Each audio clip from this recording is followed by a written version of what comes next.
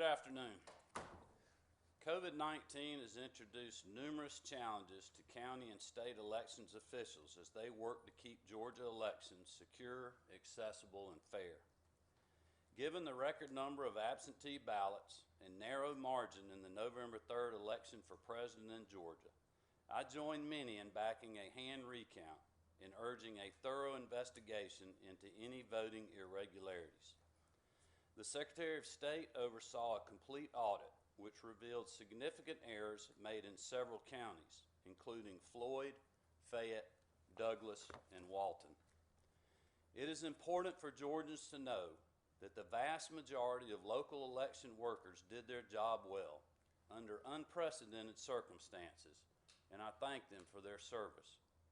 However, it's quite honestly hard to believe that during the audit, thousands of uncounted ballots were found weeks after a razor-thin outcome in a presidential election.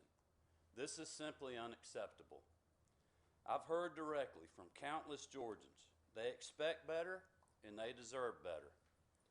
It's important to note that this audit only looked at ballots, not the signatures on the absentee applications or the signatures on the ballot envelopes. The Georgians I've heard from are extremely concerned about this, so I encourage Secretary Raffensperger to consider addressing these concerns. It seems simple enough to conduct a sample audit of signatures on the absentee ballot envelopes and compare those to the signatures on applications and on file at the Secretary of State's office. This morning, the Secretary announced his support of strengthening photo ID requirements for absentee balloting. Voters casting their ballots in person must show a photo ID, and we should consider applying that same standard to mail-in balloting.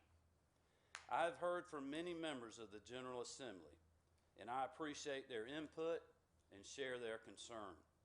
I look forward to working with Lieutenant Governor Duncan, Speaker Ralston, and members of both bodies to address the issues that have been raised over the last several weeks. Earlier today, Secretary Raffensperger presented the certified results of the 2020 general election to my office. Following Judge Grimsberg's ruling yesterday, state law now requires the governor's office to formalize the certification, which paves the way for the Trump campaign to pursue other legal options in a separate recount if they choose. Georgia has runoff elections for 2 U.S. Senate seats and a Public Service Commissioner scheduled to occur over the next several weeks. We demand complete explanations for all discrepancies identified so that our citizens will have complete confidence in our elections. In the runoff election, we cannot have lost memory cards or stacks of uncounted ballots. We must have full transparency in all monitoring and counting. Every legal vote must be counted, and the security of the ballot box must be protected.